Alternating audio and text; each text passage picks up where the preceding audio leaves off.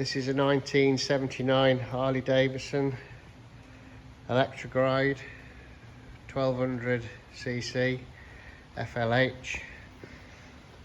I've had it running, I've rode it. Carb's leaking, so it's got a bit of a splutter. Anyway, we'll start her up.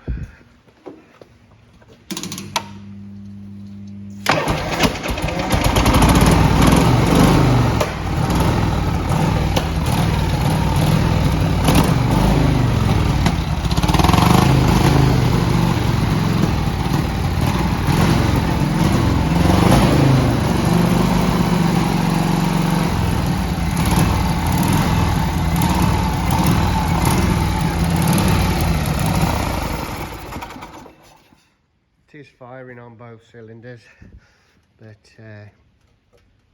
it is spluttering. There you go.